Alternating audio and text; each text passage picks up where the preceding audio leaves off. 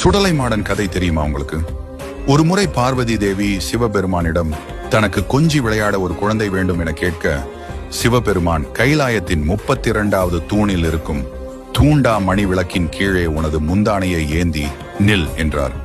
பார்வதி அவ்வாறே நிற்க அந்த விளக்கிலிருந்து 3 சொட்டு சுடர் அவர் முந்தானையில் விழுந்தது.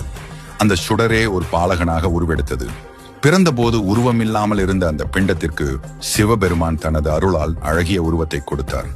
சுடர் மூலம் பிறந்ததாலும் சுடுகாட்டை ஆளும் விதியை சுமந்ததாலும் அவருக்கு சுடலை என்று பெயரிடப்பட்டது. சுடுகாட்டை தனது இருப்பிடமாக கொண்டு அங்குள்ள தீய சக்திகளை அடக்கி ஆளத் தொடங்கினான். அதனால் சிவபெருமான் சுடலையை பூலோகம் சென்று அங்குள்ள தீய சக்திகளையும் மாந்திரீக வித்தைகள் செய்து மக்களை துன்புறுத்துவோரையும் அழிக்க இவனே சரியான ஆள் என்று கூறி அவரை பூலோகம் அனுப்ப முடிவு செய்தார். சுடலை பூலோகம் செல்வதற்கு முன் சிவபெருமான் அவருக்கு ஊட்டுப்படையல் இட்டு வழி அனுப்பி வைத்தார்.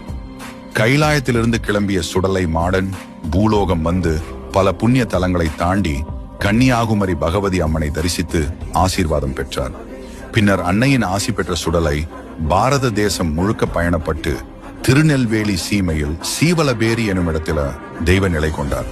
அதன் பின் அந்த கோவிலின் பிடி மண் எடுத்து வள்ளியூரில் ஒத்த பனை சுடலையாகவும் இன்னும் தென் திசையில் பல்வேறு ஊர்களை காக்கும் காவல் தெய்வமாகவும் விளங்குகிறார் சுடலை மாடன். தீய சக்திகளை அழிக்கும் சுடலை மாடனின் அருள் உங்களுக்கு கிடைக்க சுடலை மாடசாமி துணை என கமெண்ட் செய்யுங்கள்.